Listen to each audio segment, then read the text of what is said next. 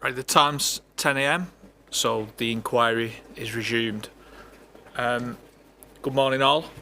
The inquiry, again, is an appeal by Wayne Holmes under Section 78 of the Town and Country Planning Act 1990 against refusal by High Peak Borough Council of an application for full planning permission for residential development comprising 92 dwellings, including areas of public open space, landscaping and associated works at land to south of Dinting Vale, Glossop. For anyone new today, my name is Gareth Wildgoose and I am a Chartered Town Planner and Planning Inspector appointed by the Secretary of State to hold the inquiry. This is day 3 of the inquiry. And first, just the usual reminders, if people can switch off their mobile phones or turn them to silent, and same with email notifications, please.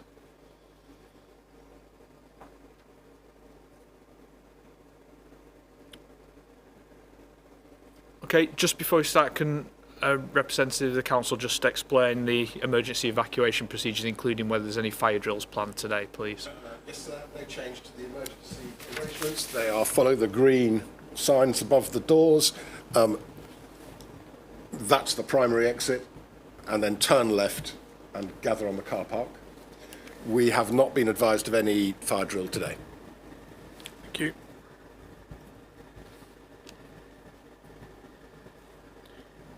And just a reminder for those today, just to put your car parking details on the form at the table, and also there's an attendance sheet just for assembly in the event of a fire, so you can check. Just to say, sir, at the close of today's proceedings, we will need to move all of our stuff out of this room. Okay, yeah.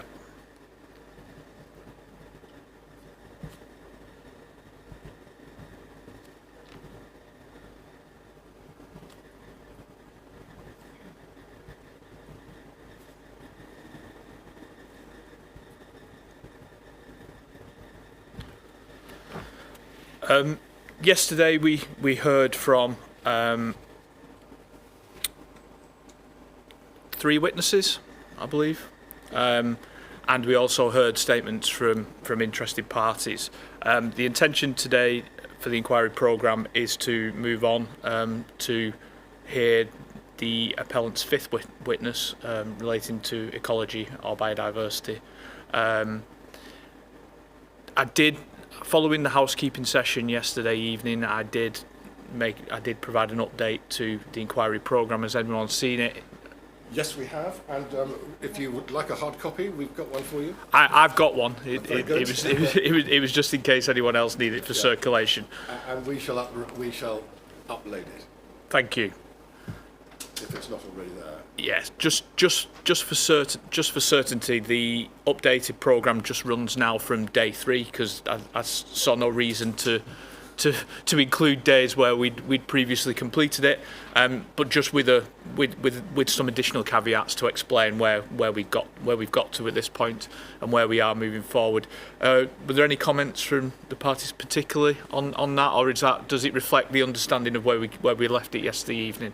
Yes, sir, I've looked at it. It reflects precisely where I thought we had left yes, it. that's the position as agreed yesterday afternoon. Thank you. And then there was a further document that I sent through relatively late yesterday evening, which you may have only just received, which is my comments on the conditions to assist. We've got it this morning, sir. Thank you very much. And a meeting between the parties has been programmed so we can come up with a joint response. Thank you. Apologies. Yes, I'll invite you in. I'm just dealing with some of the housekeeping, and then I'll move on to that. Yes. Yeah. In terms of the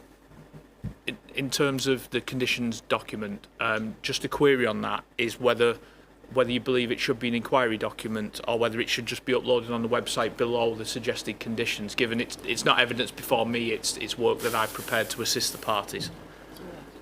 It's a sort of work in progress document, isn't it? Yes. I mean, at the moment, it appears in a section on the website. Yes, there is a section on the website below the rebuttals, there's, for example, Correct. statements of common ground, and then draft Section 106 agreement, still compliance statement, and then there's the draft conditions, which is obviously my feedback is to that document. Yes, So, I would have thought we would just leave that, and then once we've got a further draft, we could just replace. So I agree. I think that's the best way forward. That when we've got a further draft to respond to your comments, I think that would be appropriate to be put on the website. Yeah, and we'll just substitute one for the other. Yeah. yes. Or we could add it. It's just whether the document should be added just as a public record for people to see what see what advice I've given to the parties to inform those discussions next week. If I may say so, I think it should be added. So Yes, okay, yes. we'll do that. Yes, that was what I was, but not as an inquiry document, because obviously then it's on it's included on the decision letter, and it isn't actually evidence provided to me. It's assistance I've provided to the parties. I mean, it's suggested conditions to take effect should the appeal be granted. The draft conditions. What we'll simply then add is a link to the inspector's response to draft conditions, and then if once we've got a response, we'll call it further draft conditions, and all three, so that people can see that the evolution can just be in that section of the website. Yes, and obviously I'll review any further draft in response to the comments that I've made, and then that may further then scope down any discussions we may need to have at that particular point in the roundtable sessions next week. Yeah. Are there any other updates with respect to documents or anything I should expect to have received? I can't recall there being anything pending at this particular No, I don't point. think we'd promised you anything else. Yes, the only other thing from me is the planning obligation, which I referred to yesterday, that I said I will work on in the extra time, assuming that we do finish earlier than the original programme. I have started work on that, so I do anticipate that you will receive it at some point later today. Great. So you will have that to be able to review that well in advance of any roundtable discussions next week, and it'll be in a similar format to the comments that I've given on conditions, in the form of questions. As far as I can recall, having skimmed it, there's not as many comments as there are on the conditions. They're just points of clarification. Okay. That would be helpful, so thank you. As much as anything, but it would be helpful to me for you to review it and be aware of what we may discuss next week. Okay, if that's the case, we'll conclude housekeeping.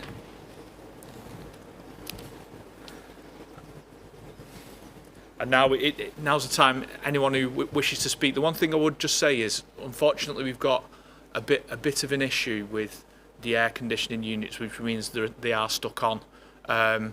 So I would like you to give evidence over here. There is a mic there if you were to ask questions of the witness. I understand you've not had an opportunity so far. We've not got a specific time slot programmed in for statements from interested parties and giving evidence, but I assume the parties don't have any particular objections to taking it first up before calling the next witness. Okay, so in that case, would it be okay to just take your name, who you're representing, and whether you're supporting or objecting, please? It might be because of the air conditioning unit. It might be worth going towards the mic so I can kind of hear it, and people at home maybe. Come to the front.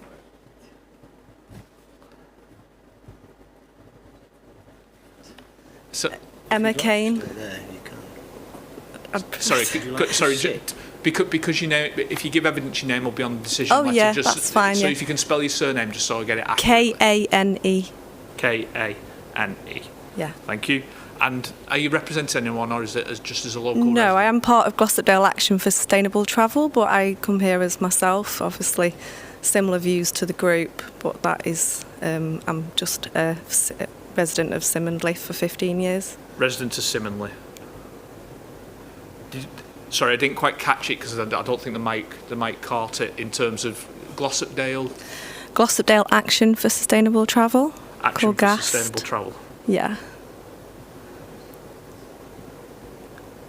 But you're not representing? No, I was just saying of what I'm a member of. No, that's fine. I just, in terms of how it would be represented on the decision letter, usually it'd be if you're representing someone, it'd say from that Right. No, organisation, not. I mean, or it'll be local my views are similar to the group, of course, okay, but and no, I'm not. I'm assuming you're opposing. Yeah. Yes. I think obviously because now's probably the right time to take it. To be honest, because of the air conditioning unit, I'm still struggling a little bit hearing from that mic. So yeah. It's probably better to give your evidence there, and you probably feel more comfortable sat down. Absolutely, rather than standing up. So feel a little bit silly. If you want to take a seat there, and then in your own time, whenever you want to start, I'll take your evidence. The first question, just before you start taking your evidence, I've just got to ask is, would you be happy to take questions from both the appellant's barrister and myself? It's entirely at your discretion. The only difference being is if it's a pure statement, it carries the equivalent weight as, for example, a written representation that came in.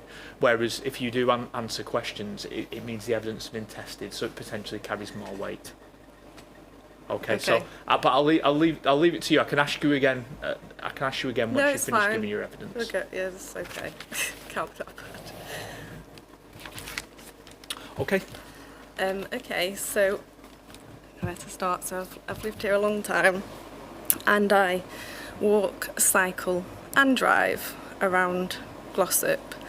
And recently, I've joined the Glossop Action for Sustainable Travel, which is led by Move More Glossop. Which is helping promote sustainable travel within the area. Obviously, Glossop's one of the worst areas for travel on all accounts. So obviously, when I saw this proposal, I've sort of been in and out of the documents and was just looking at the travel plan the other day. Couldn't really understand how the travel plan would be of any significance to sustainable travel. In terms of cycle storage, also couldn't see that would give any significant benefit to cyclists or pedestrians. Whilst it could be a tick box exercise, I do understand it's useful and may help some people who are keen cyclists within that possible estate that could be built. I feel that this proposal should not be approved without significant infrastructure around that Dinting Vale. In terms of, I'm not an expert, but I am links into experts with ACOM, who's recently done a proposal of what could be done in Glossop. They suggested around that roundabout that there would be crossings, and also on Simonley Lane there would be a crossing. So I know that would be expensive, but the amount of cars that this is going to add, it's 92 houses plus the 8 that's already been approved at the Methodist Church, that was 200 cars in an already clogged up area. Don't see how this is a feasible application on the travel plan. It doesn't seem to address the issues at hand of sustainable travel. So potentially you could cycle. I think I've seen the most recent document where there's a cycle stroke pathway. I assume it's going to be big enough and there'll be no issues with people cycling and walking together on that left-hand side. So they can cycle within the estate, but then they can't get out of the estate, because when they're put onto the A57, then say if you want to turn right, what about that entrance? Like, how is that entrance going to look? So if you are a cyclist, you want to turn right into that roundabout, in busy times, that would be pretty much, I wouldn't suggest it to anyone other than a cyclist who's very, very confident on the road and quite pushy. I do cycle with my son sometimes from Simonley to Glossop, and I do put him on the pavement, which is probably a bit controversial, but I like him to cycle and I love cycling, and it's horrendous really, and only because he's an extremely good cyclist and he's very road aware are we able to sort of make the journey in sort of a reasonable state. But I think for people who haven't really got that sort of training or awareness or aren't as keen to cycle, which is probably the vast majority. There's no way, what we're trying to do at the Gast group is help people to cycle, and I feel the only way to do that is significant, really significant infrastructure. And there's all these proposals that have happened, but whether we'd ever get funding for them is unknown. And, if the likes of Wainhome's possibly making millions of pounds, that if they don't, if they've got that money to put in the infrastructure around it, then that just, to me, seems that should be done if this was to be approved. Also feel on the side of the pollution, there's no denying that Dinting School has the most pollution in Glossop, because otherwise they wouldn't have someone at the council monitoring this. There's no denying that Dinting School children are most at risk. So I know there's obviously ways to cut the data to make it look as if it's all very negligible and extra 200 cars would be insignificant, which I appreciate possibly it is in some times and days of an average, but I just don't understand how. I'm not an expert again, but if they're monitoring this and it's been suggested in many groups at the council, then how can the councils say that this extra 200 cars is okay at this point of the work? Glossop's got the worst travel, worst traffic, and that school has the worst amount of NO2, whatever it is. So for me, on that side, I didn't understand how that seems okay. And then also with the affordable housing as well, I didn't really understand how just because it's not affordable to put houses on there because of the topography, or I don't know all the right terminology to use, but if it's not feasible to put if it's not feasible to put affordable houses, then go somewhere else. I don't understand really how, if that's the law, then I would suggest the law is incorrect, and that if up and down the country everyone you speak to all the time is saying, why are more houses being built? And then if 25% or 30% of the houses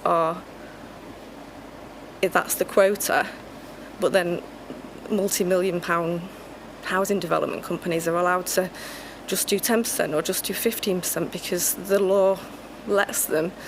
And then, so every time we build another green space and remove another green space from our lives, then,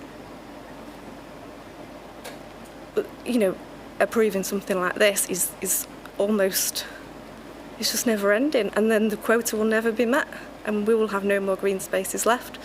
And yes, it's Glossop now, but it'll be everyone, it'll be all of us up and down the country. So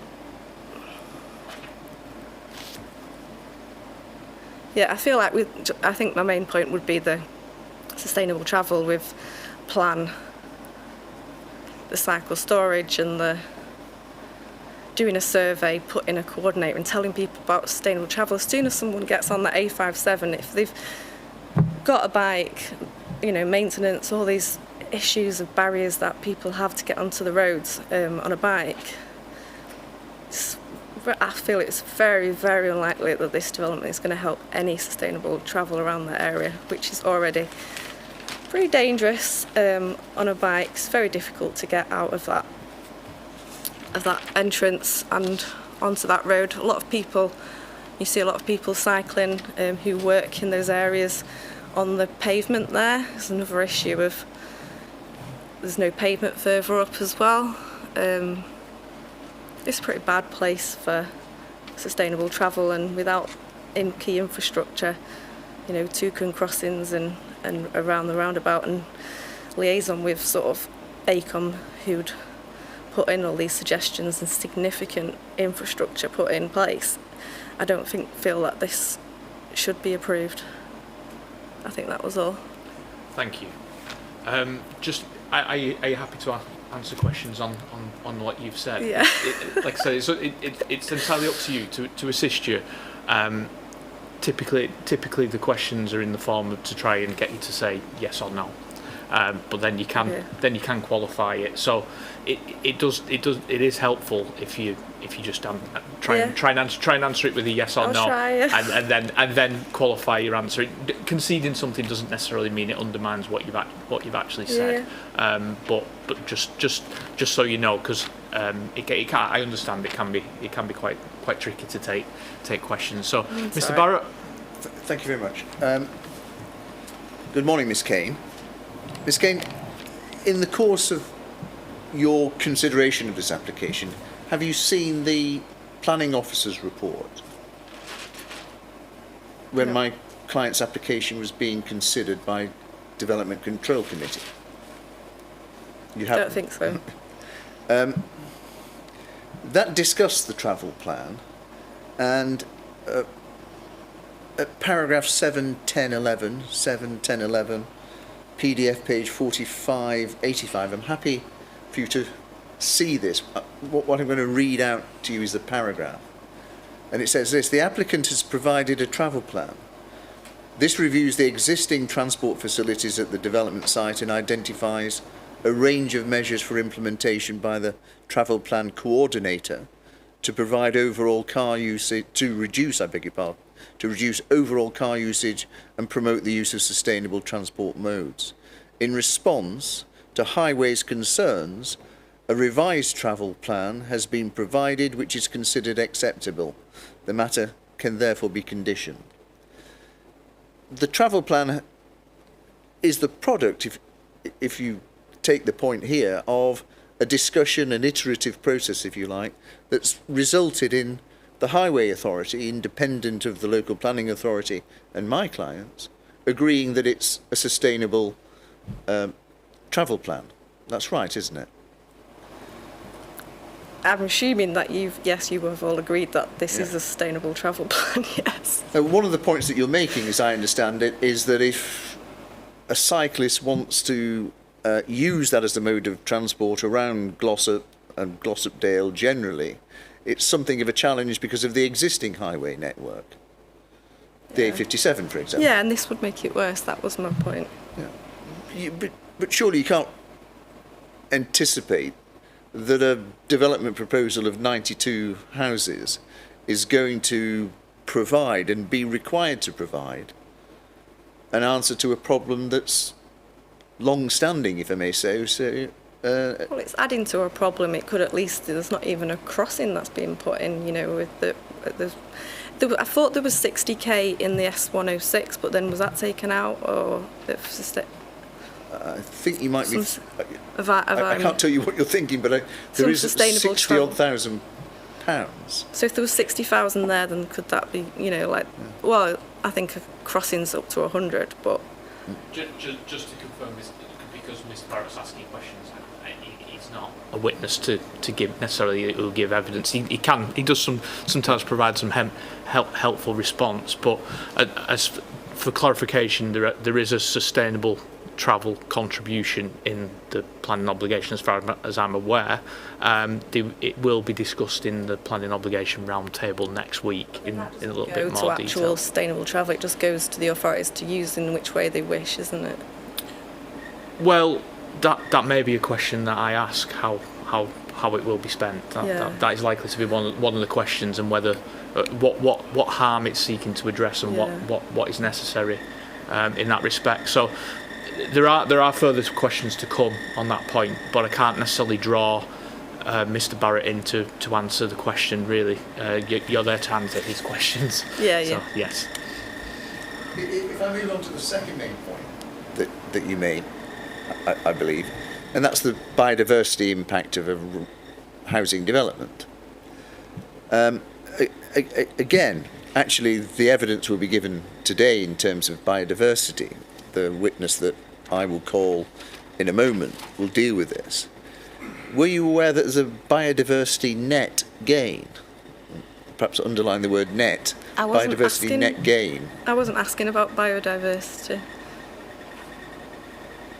I thought you mentioned green space in the context of biodiversity. No? Yeah, I mean, because it's a green site that's been removed. That was just a general comment, but wasn't. I know that is being replaced by, you know, the trees, and I think that has already been addressed. But I mean, it's a green space that I can't go to anymore, is my point. Well, just it's on a housing estate that'll have a few trees around it and these tunnels with one can exercise public rights of way on the site and in the vicinity of it, but it's not a green space to which there is public access, is there? Is it? On that, I guess that field quite a lot. What do you mean? Sorry. It is actually private land. Were you aware Well, I of walk that? across it. Well, you can use a public right of way, Yeah. but you've not got a right, if you like, to enjoy the land more than passing and repassing along any footpaths. Yeah, it won't be. It's not going to be as. Okay. Yeah. Fair enough. Yeah. Thank you, Ms. Kenny. I have no further questions. Thank you, Okay. sir. Thank you. I don't have any further questions either. I think everything's been covered and clarified on that particular point. I thank you for your evidence. You are happy to stay in attendance for the remainder of today's proceedings, and can have an opportunity to ask questions of the appellant's ecology witness. Actually, No, that's really absolutely fine. But thank the you offer's there. Yes. for your time, and it's interesting. No problem. Thank you very much for your evidence and your time.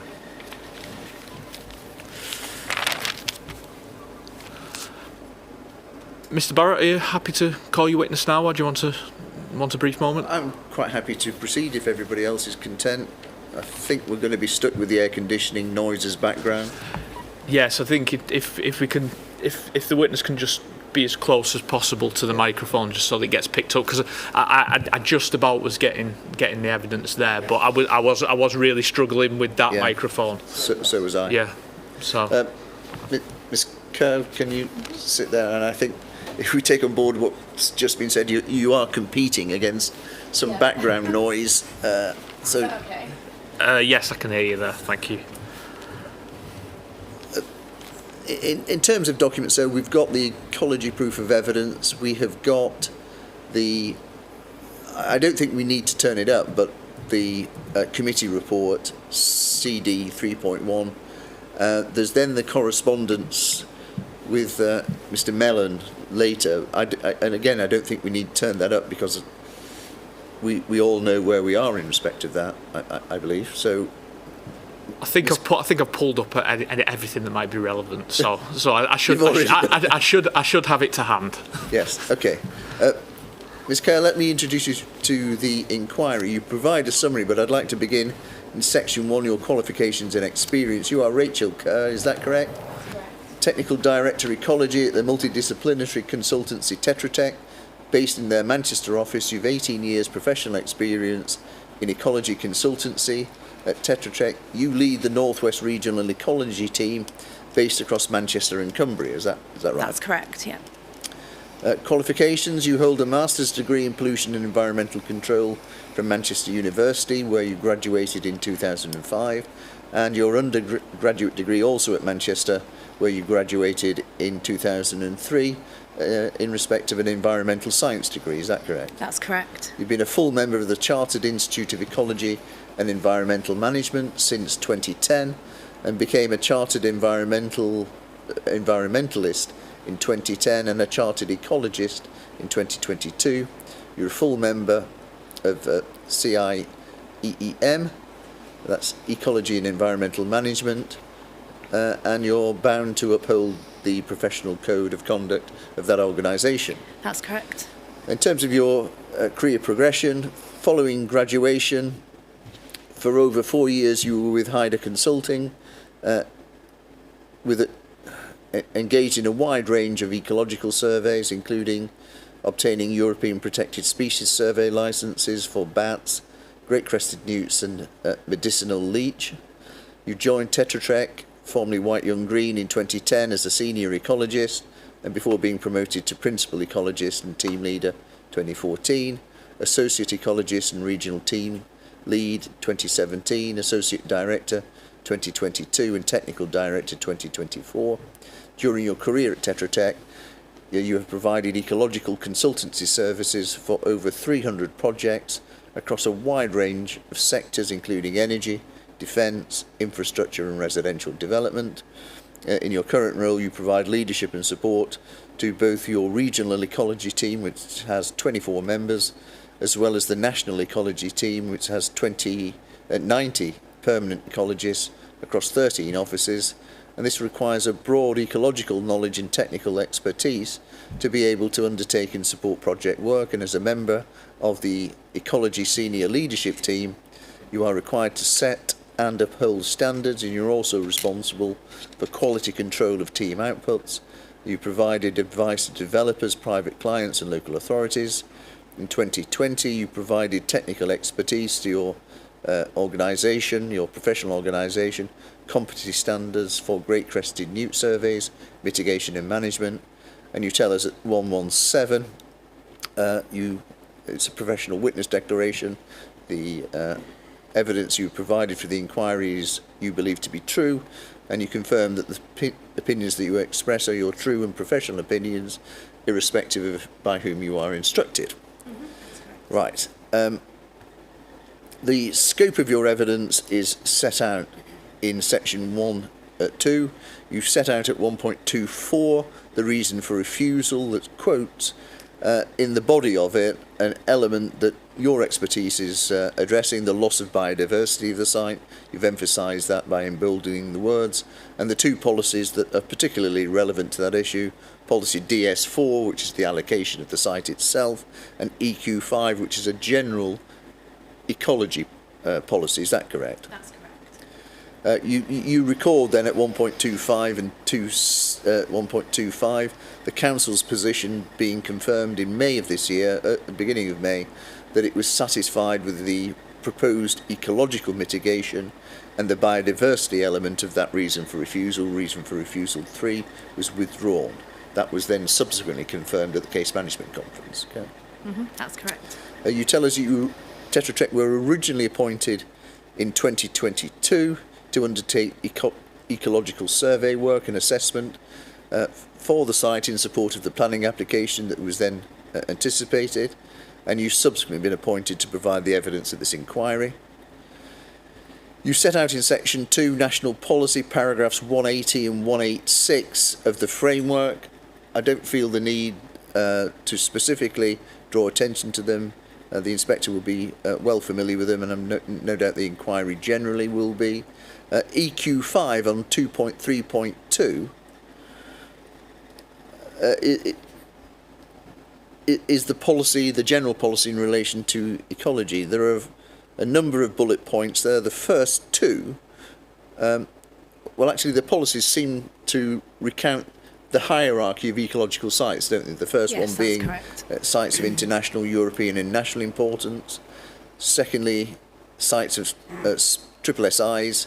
Thirdly, conserving and enhancing regionally and locally designated sites.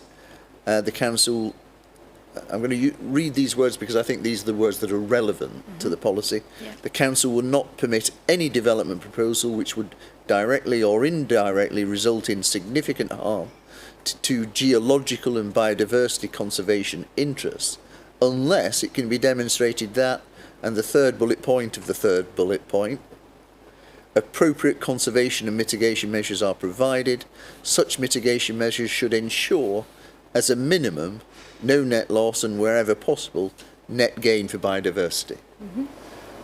Okay, so you draw attention to the legislation in 2.4. The 2021 Environment Act doesn't apply as a matter of law to the application, because the application predated the coming into force of the legislation.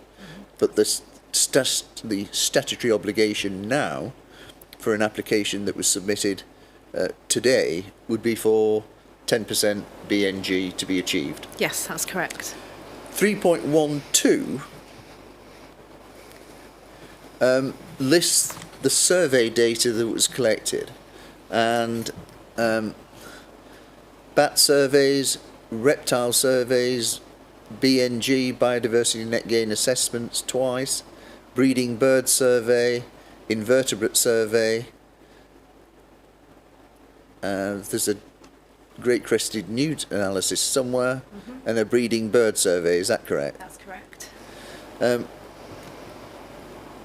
I'm going to try and pick up members of the public during the course of the inquiry at different stages have raised considerations over different flora and fauna in particular. Now, we'll turn to them and address them specifically, but in terms of doing the general matter, is that a full range of survey information provided to properly inform an ecological assessment on this site? Yes, it is, and we consulted with Derbyshire Wildlife Trust at the outset to confirm the scope of survey work to make sure that we were recording everything that was required. So it might be helpful if you sort of direct your answers more towards the... I know I'm asking the question. It's okay. Okay. I could hear it. The microphone's probably the best, I think. Directed towards the microphone. Okay, so we've got a full range of surveys. I was going to ask you, Derbyshire Wildlife Trust, just the inspector may not be familiar with it. Would you just explain what that is as a body? So Derbyshire Wildlife Trust, they're the statutory consultee and also the local authority advisor.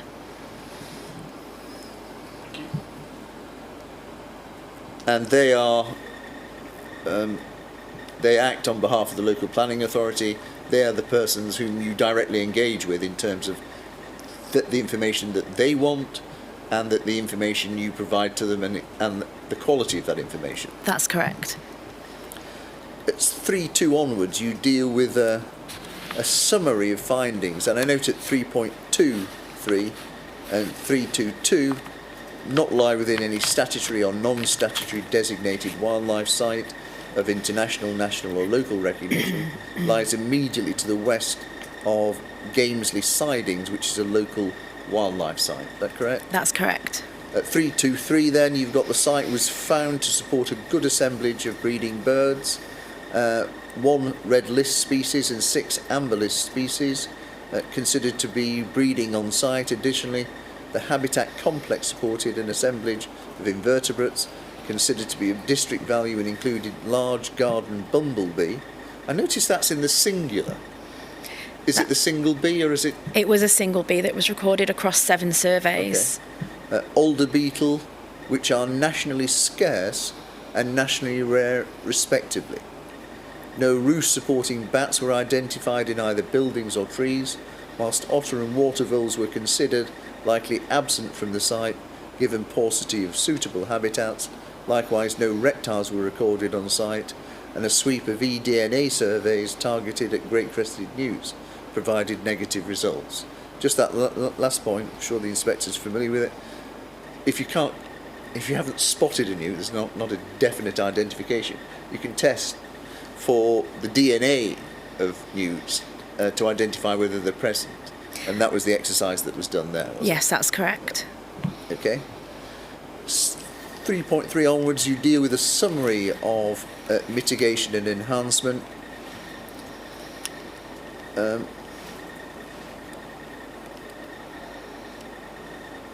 The 2 elements here, landscape design, sensitive landscape design, the BNG strategy and 30-year management plan and pre-construction inspections. Just want to stop there. At the moment, the interest in the site in ecological terms is not in any way protected, is it? That's correct. The site isn't managed. The case that's being put will, of course, require a BNG strategy on-site and off-site, as we'll discuss in a moment, but will provide 30-year management plan. Can you just explain, in your judgment, whether that's a benefit of some significance or not? Definitely a benefit. 30 years of management of habitats at a specific condition for a biodiversity gain is of more of a benefit than leaving a site unmanaged entirely. And then we've got a number of bullet points, and I just want to go through these as overviews. There's a retention of a 30-metre strip along the western boundary to buffer the woodland edge. Relaxed mowing schedule to promote a more varied sward structure. Inclusion of foxgloves, comfrey, marsh, woundwort, I should have read this and learned how to pronounce them, but honeysuckle and yellow flag iris in the wildflower grassland margins in favour of the large garden bumblebee. Can you just explain how that would be achieved? That those are plant species that would be particularly beneficial to bumblebees. Is that right? That's correct. In particular, the large garden bumblebee that that favours the large tubular flowers. Currently, the NVC survey, the National Vegetation Classification Survey that we carried out, two of the plant species that the large garden bumblebee liked, which was foxglove and red clover, they only occurred on a rare occurrence on site, so they weren't prolific on site. And the landscape plan that's being put forward concentrates on providing the plant species that the large garden bumblebee prefers. So it would be, in essence, creating additional habitat and food sources for that particular bee, as well as other invertebrates. You add at the end of that third bullet point, this would also have wider benefits for other invertebrates, is that right? That's correct, yeah. Fourth, creation of 3 sustainable urban drainage ponds with marginal vegetation, production of precautionary working methods, including phased vegetation clearance and pre-work inspections to avoid harm to nesting birds, the provision of bat and bird box layout to support various species, including tawny owl, starling, house martin and bat species, is that correct? That's correct. And production of a sensitive lighting strategy and bat-friendly planting to retain foraging habitat around the site boundaries. Okay. Before we discuss compensation measures, there was discussion by members of the public of the presence of deer on the site. Mm-hmm. Can you just explain where the deer are likely to come from in terms of accessing to the site?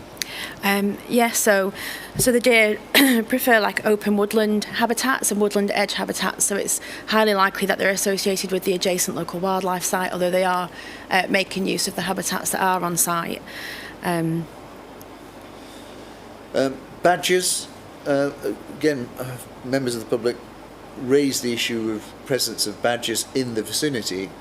Any surveys of badgers and what was found? Yep, so we completed a badger survey at the site. We didn't find any badger sets on site or specific evidence, i.e. latrines, snuffle holes, etc., which would be associated with badgers.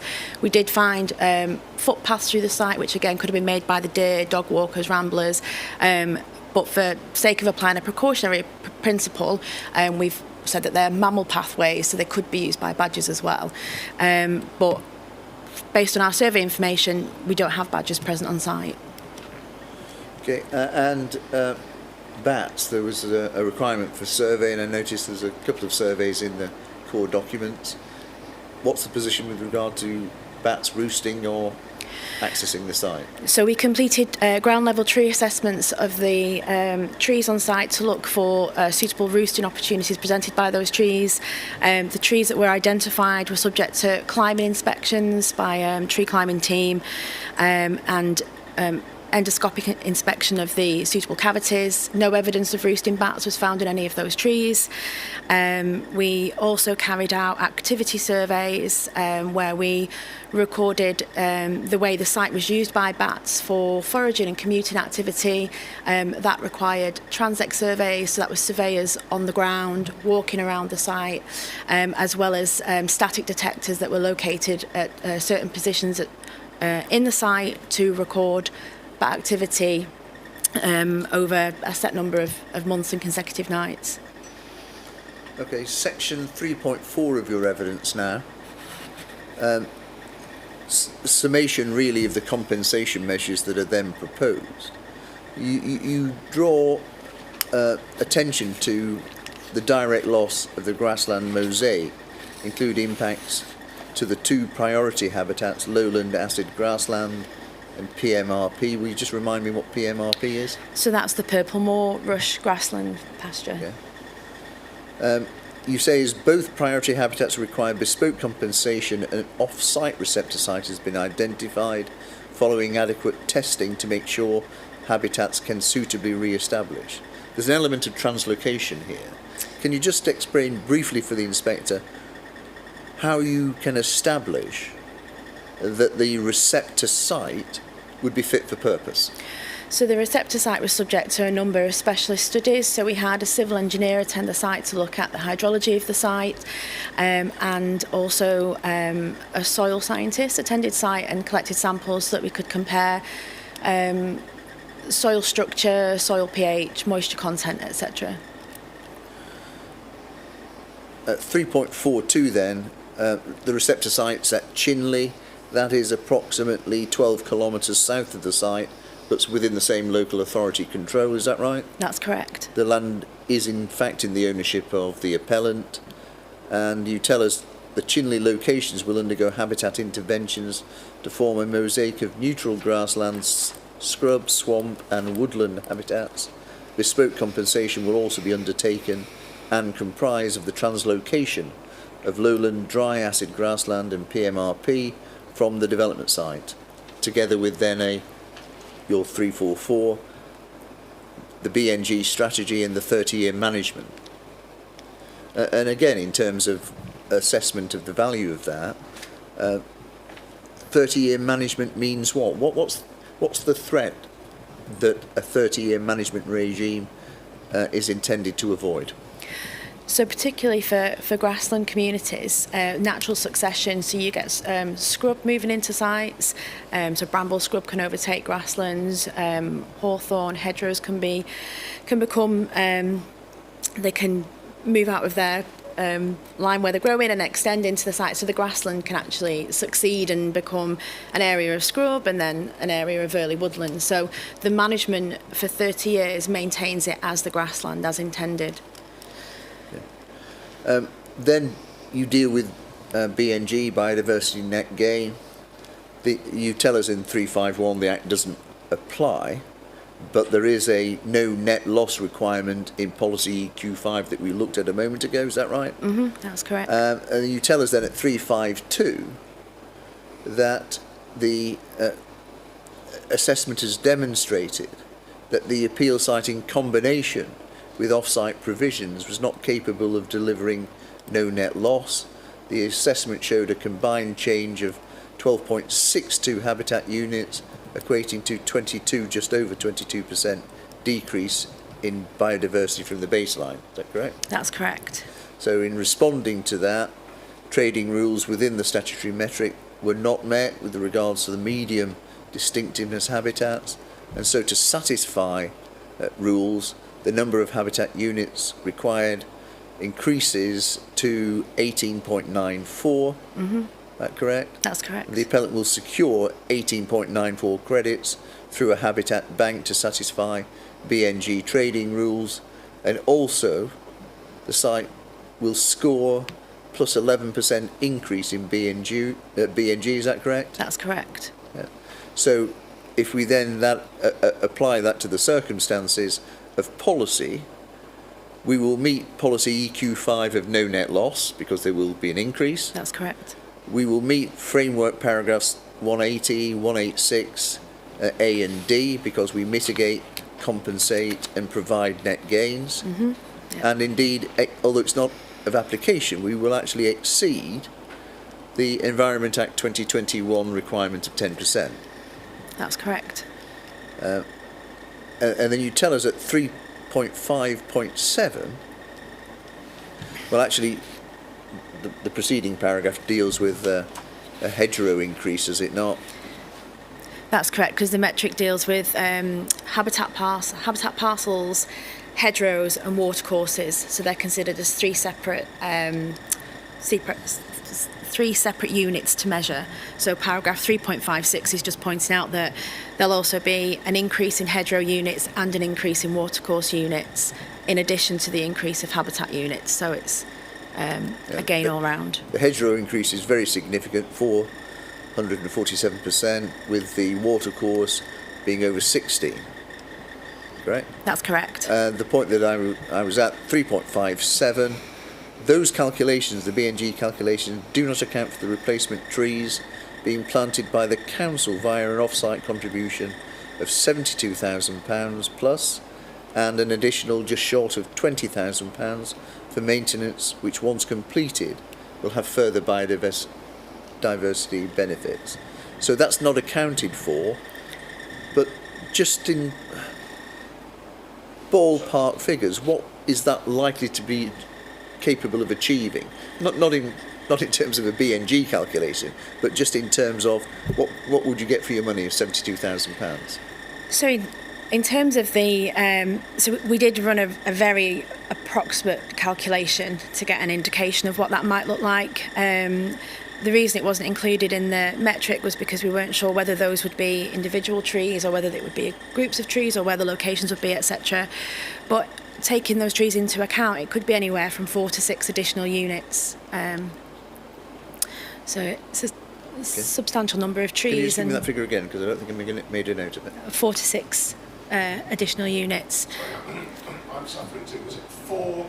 2, 6, not 46. No, 4, 5, 6. Yeah, 4 to 6. Yeah. And then obviously, as we heard from Mr. Tavendale yesterday, that number of trees will have a benefit, a biodiversity benefit as well. Section 5, well actually Section 4 you addressed the reason for refusal that was withdrawn, is correct? That's correct. You then turn to third party comments. There are a range of comments that you italicise in 5.1.1 and really you, drawing upon the evidence that you gave previously, you've already in a material sense responded to some of the criticisms. 5.1.2, site has been subject to extensive ecological survey and assessment in accordance with relevant best practice and guidance, and that was done in consultation with the council's own ecological experts, the Derbyshire Wildlife Trust. The survey addressed all protected species and habitat requirements. The findings have been accepted by the Derbyshire Wildlife Trust. The third parties raised no additional issues to those that have been covered, is that right? That's correct. And 513, 513, I beg your pardon, by implementing the proposed sensitive landscape design, the BNG strategy and the 30-year management plan and pre-construction inspections, the impact upon faunal features are avoided or suitably mitigated, consistent with statutory and policy requirements, and are set out through the securing of the 18.94 credits via the Habitat Bank. The site will score a plus 11% increase in BNG, thereby securing biodiversity gains in accordance with both the framework, exceeding the requirements of policy EQ5, and ironically also, even though the legislation doesn't apply, we would have satisfied the legislation had we been subject to it. That's correct. I think, sir, I'm quite happy to treat the conclusions as read. Everybody's had the opportunity to see them. It effectively and quite properly reiterates the matter that you addressed, all the matters you addressed previously in your evidence. Thank you very much, Ms. Kerr. I have no further questions. Thank you, Mr. Barrett. I just have a few just for points of detail and my understanding really. So, turning to paragraph 3.31, firstly of your proof. Sorry, yes, 3.31. There's Mr. Barrett in his questions touched upon each of those particular works that are listed. So I'm not going to go through them again, but to assist my understanding, and I obviously don't know the extent to which your involvement beyond a witness and preparing the evidence, but what is your understanding of how each of those measures would be secured? Because obviously I've got a draft planning obligation before me, and I've got a condition now. The condition doesn't seem to list all of those measures out. Some of those measures seem to be covered by the conditions. Some of them don't seem to list those out in full. So, what's your understanding of how best to secure those measures to ensure that they are implemented? So, a number of those measures are going to be covered by virtue of the landscape plan and the planting plans for the site. So they'll be captured there. There will be, we have already submitted a bat and bird box layout. Yes. Usually the lighting strategy, etc. That would be conditioned. Yes, I think sensitive lighting. as far as I'm aware, there is something on bat and bird boxes, and there is something on lighting. Those were the ones that jumped out to me. It's some of the other bullet points that seem. There's obviously conditions relating to sustainable drainage as well. Yeah. But it was some of the earlier elements, such as the retention of the woodland strip and things like that I couldn't. I may have missed it, but I couldn't see it specifically in a condition. And it's whether it's in a document that's part of a condition that will kind of secure it, or alternatively it will be through the obligation. It's part of the actual the landscape layout and the planting plans. Okay. So that's how those measures are captured, including the collection of different species that will be included in those planting plans, the precautionary working methods that would be captured by a KEMP. You usually have an ecological section within that. For pre-construction and pre-work inspections, ecological supervision, etc. Okay. Yep. I'll check the conditions to. I think I may have included a comment of that nature already in the conditions feedback to assist next week anyway. So it may just be something for the parties to look at to make sure they're happy if I return to that question again, that there's an answer for it in condition terms, or they can at least point me in the right direction. Yeah. Okay. Then next question was summary of the compensation. So in terms of the habitat interventions at the location of Chinley High Peak, which is proposed for off-site biodiversity compensation, just to assist my understanding, it would be helpful if you just confirm the potential timescales for the formation and establishment of the mosaic of neutral grassland, scrub, swamp, woodland habitats, together with how and at what time the kind of translocation would occur. It may be the case that that's already in the biodiversity plan, so it might be the case that you just point to where that is in the evidence. So for some of those habitats, they're already present, so we're enhancing what's already there.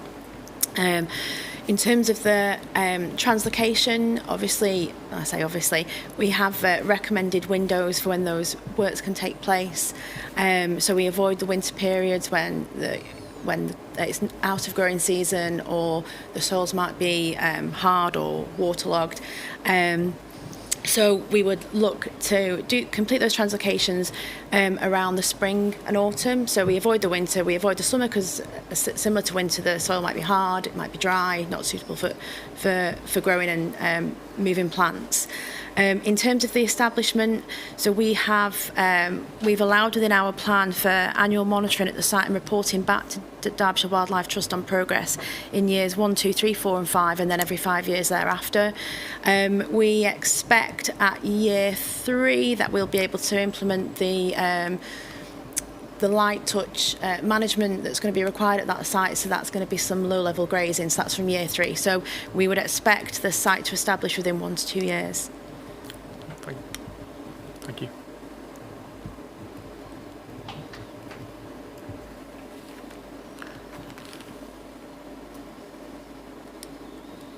Okay, just as a brief follow-up, so going to the biodiversity strategy and the 30-year management plan for habitats and the 2 priority habitats at Chinley specifically. Given that the location is outside of the application site, it's my understanding that the measures do need to be secured by plan obligation, and there's elements of that I've already seen. Have you had sight of that latest draft of the plan obligation? And if so, are you satisfied that the off-site enhancement measures identified therein would appropriately secure what's intended? Yes, I have had sight of that, yeah. And I am satisfied, yeah. Sorry.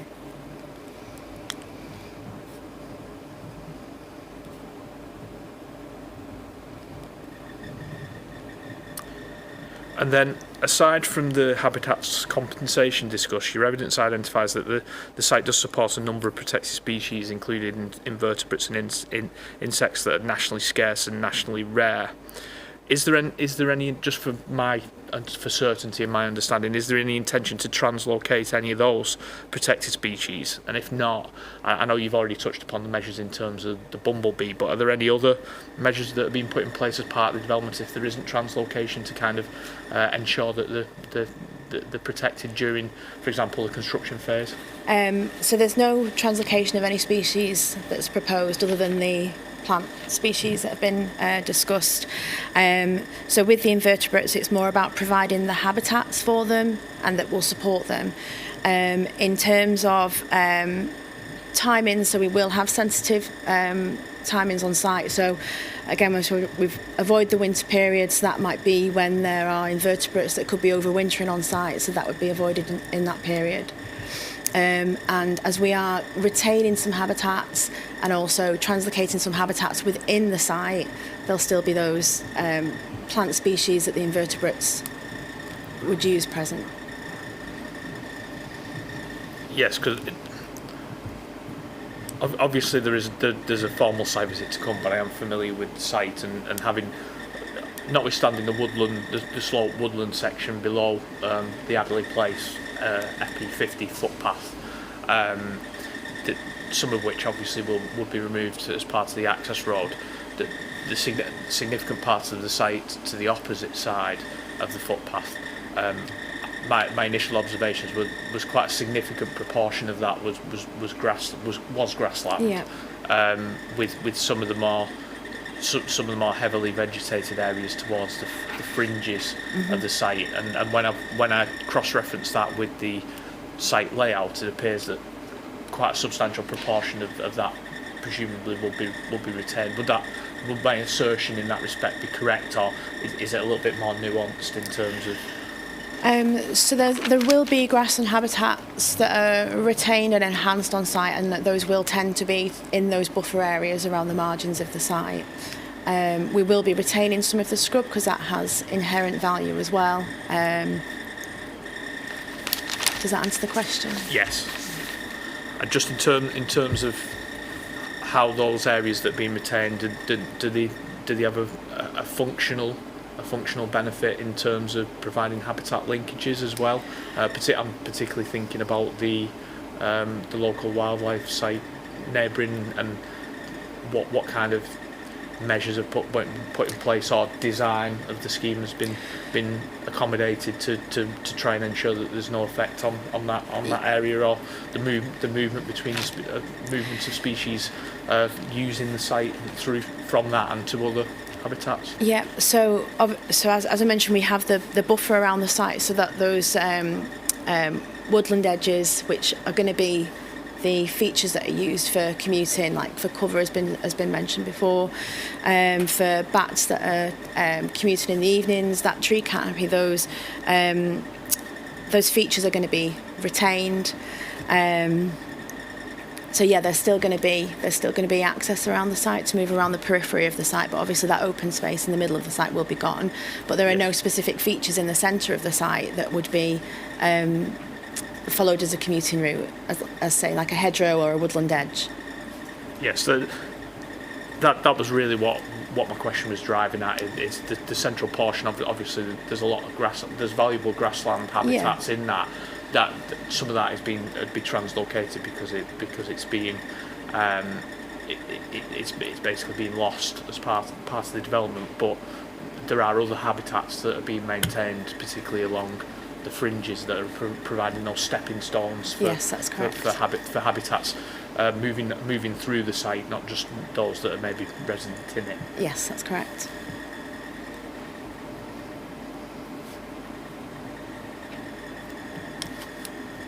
And in terms of just the local wildlife site specifically, is there any particular buffer to it, or how the design, how is it kind of taken that proximity into account, notwithstanding we've talked about the linkages and the stepping stones, but just in terms of the distance to avoid that kind of disturbance to some of the habitats? So that was something that we did discuss with Derbyshire Wildlife Trust, and that was something that has been incorporated into the layout.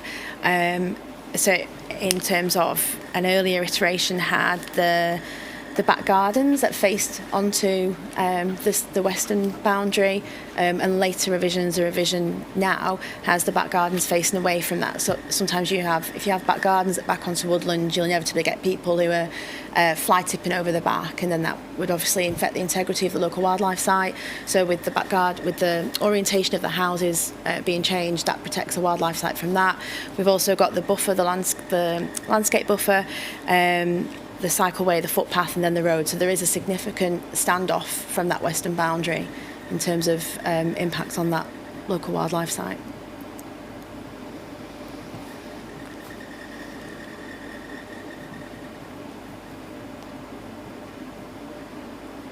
Thank you. And then Mr. Barrett's question did touch upon deer, and that was something that was raised by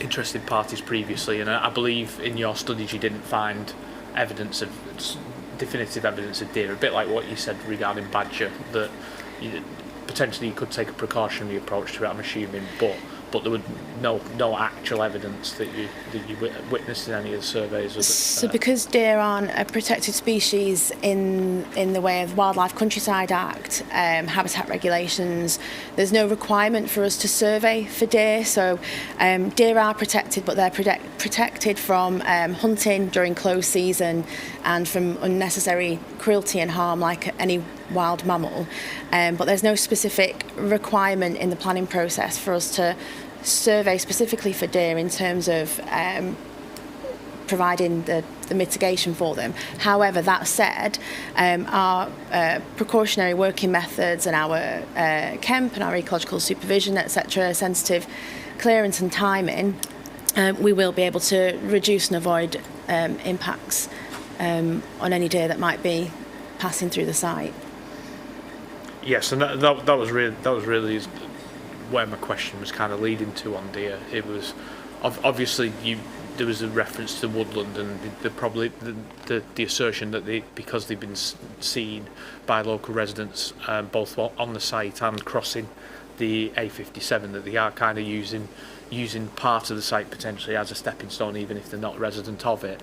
My assumption is because some of the woodland has been retained, and obviously there's additional planting within the site, notwithstanding some losses, that some of that kind of the stepping stone habitats that might be available from where they may be moving from the local wildlife site to other woodland beyond the site, that would, in your view, would that still be present? Yes, that would be retained. I mean, as I mentioned earlier, we did find mammal footpaths on site, so they could well be being used by deer as well, but it's likely that they're passing through the site, more concentrated in the local wildlife site.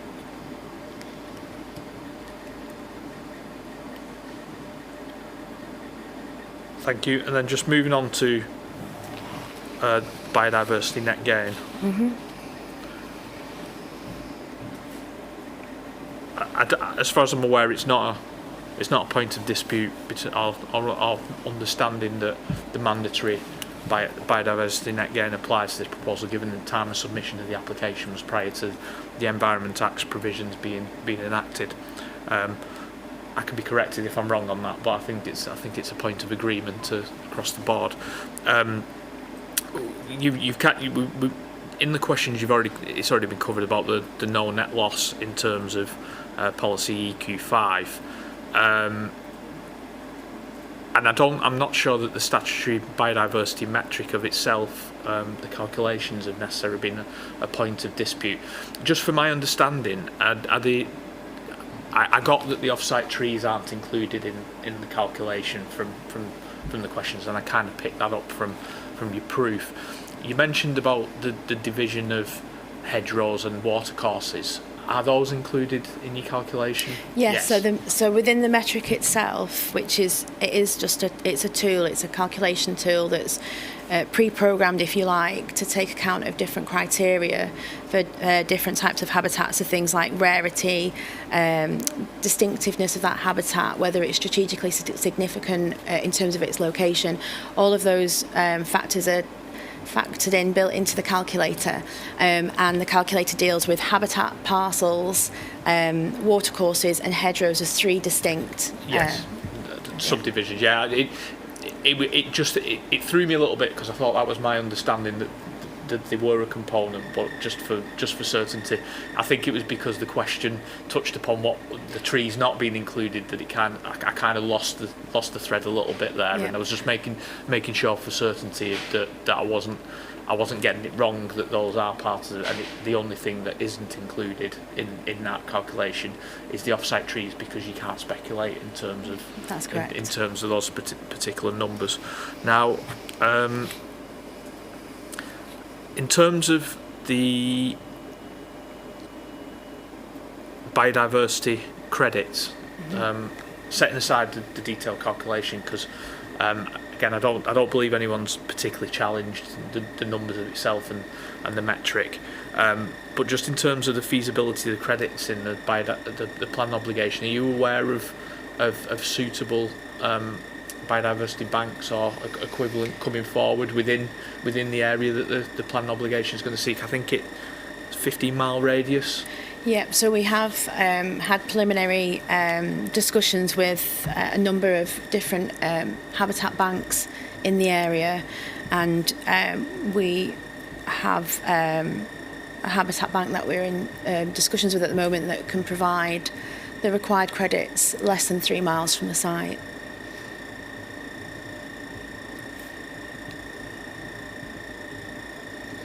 But there are other habitat banks as well that are within that 15-mile radius. So it's fair to say there are multiple options. Yes, correct.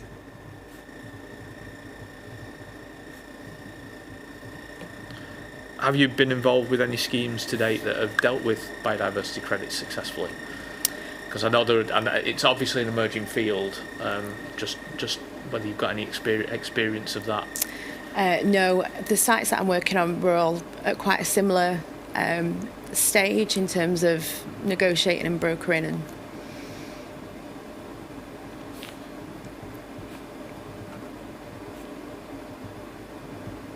No, I understand it is an emerging field, and that's why I asked the question, really, because if there's any notable examples, that's helpful to understand. But I also understand that someone has to be the first effectively as well. So that's the reason for my question is just to give me the comfort that obviously there is a need. That seems to be, again, not in dispute for biodiversity credits to achieve the benefits that are being put forward for me to consider. So obviously needed to test that feasibility. But yes, I'll take that on board. Thank you. I've covered that question. I think I've covered that question already in terms of passing. So I don't have any further questions. I thank you for your evidence today, and I will reflect on it. I may have questions in terms of the planning obligation, so it may be worthwhile if the appellants take your advice on some of my comments that I've raised on the conditions and when they receive my comments on the planning obligation. Okay. Thank you. Cheers. Thank you.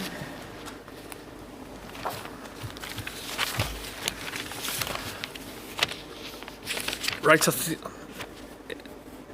I think we've drawn to a close in terms of all the evidence that we can present today based on the programme and the constraints we've got in terms of availability of witnesses and the need to take the planning witness last as discussed yesterday. The only remaining item that we did have on the agenda was a brief discussion of site visits. I don't know whether we're at 11:15 and whether people wanted to take a break or just happy to run through the site visits and housekeeping relatively quickly. Okay.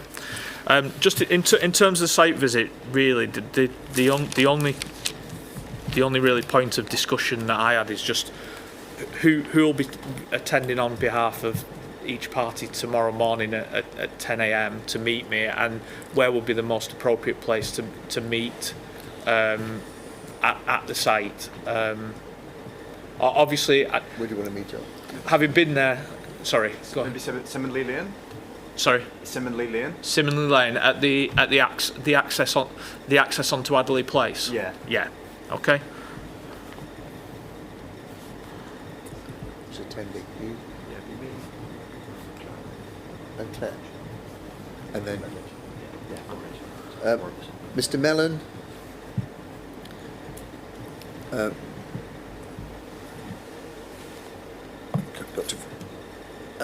Miss Kerr will be going with you to Chinley. Yes. Mr. Hurrigan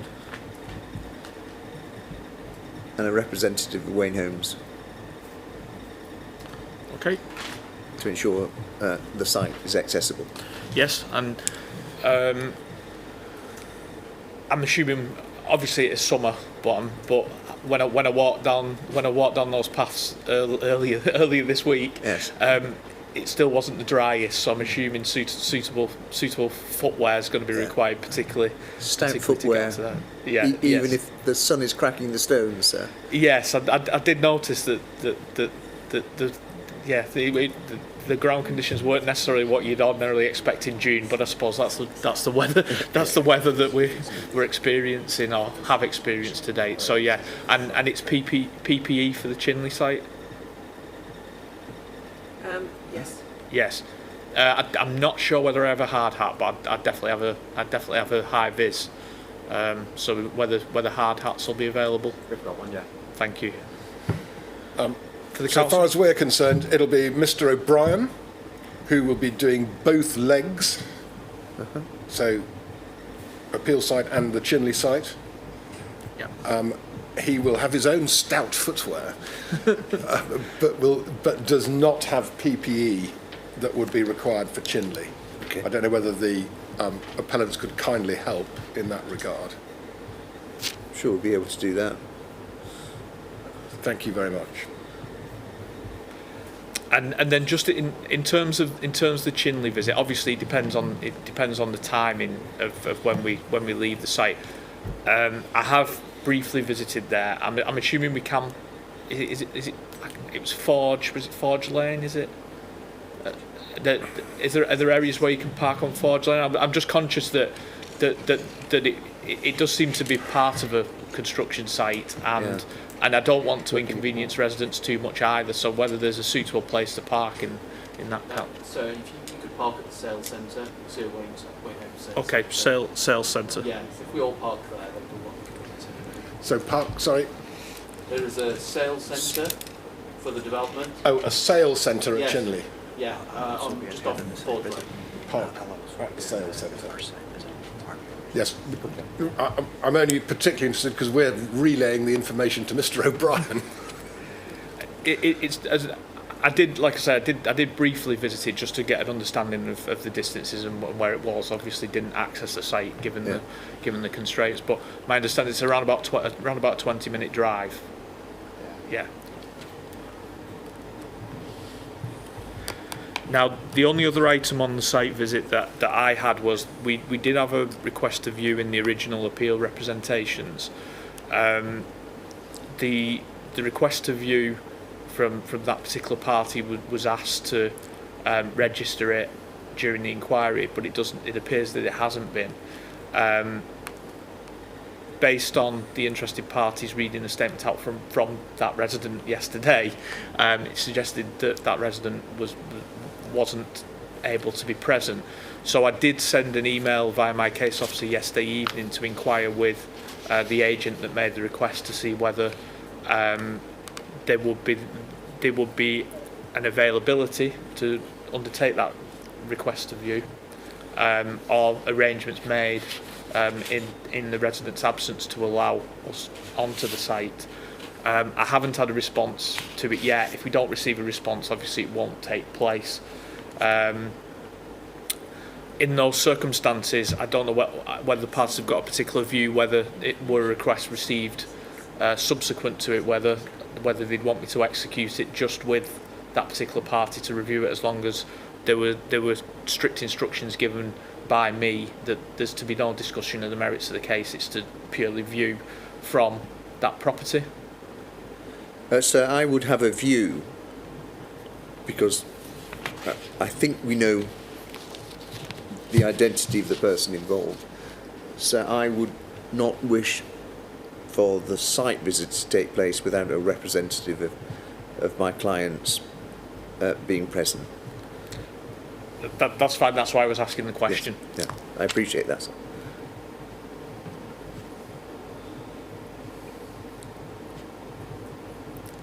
If we do receive confirmation and a request to do it at a later date, then we will pass on the information, and obviously with a representative of the appellant, we potentially need one from the council as well. So I make it clear we're not objecting in principle at all. If a member of the public wants you to have a view of the site from their property, we don't object at all.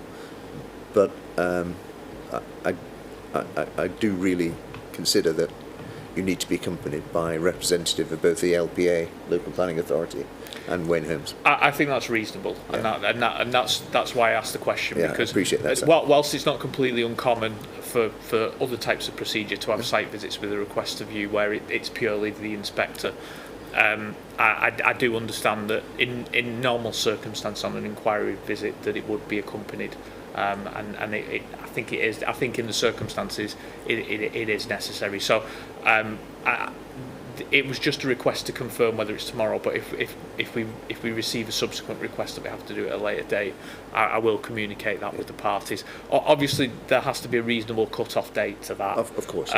So obviously we won't hold up the issuing of the decision just in case when it's gone through a matter of as a matter of course. But there obviously will be a slight window of time should we receive a request, because inevitably there'll be a deadline given for after the inquiry for finalisation of planning obligation, etc. So there will be a window of time, but after that, obviously I can give, once I've received everything I need, I can give no guarantees that a request of you will be satisfied. Yeah, that all sounds very sensible. Thank you. I have nothing further on the site visit tomorrow, unless there's any particular queries. If it's any comfort, I've had a message to say that Mr. O'Brien is watching and listening to us, and so has picked up all of the arrangements himself without having to rely on us to relay them to him second hand. Okay, are there any other housekeeping items or anything? And I know that there's the one pending item that's mine to send through to the parties on the planning obligation. Is there anything that I should be expecting? Just to confirm, so that the start is going to be on site at 10 o'clock. Yes. And then you move over to Chinley later. Yes. Yeah, Yes. That's the order. So it's 10 a.m. 10 a.m. start meeting at the junction of Simonley Lane and Adderley Place, Right. and then we'll proceed on to Chinley with a bit of flexibility given for arrival. Of course. And we'll head to Chinley. And then 10 o'clock back in here on Tuesday. 10 o'clock back in here on Tuesday, and then as per the updated programme, if needed on the Wednesday, reverting to virtual Remote. online. I did take your point about 9:30, but for personal reasons on that day, 10 o'clock only works for me. That's fine. Thank you. Okay. If there's nothing further, then the inquiry is adjourned until 10 a.m. on Tuesday, and obviously I'll see the participants on site tomorrow for the site visit, where we won't discuss the case. Thank you all. The inquiry is adjourned. It's 11:23.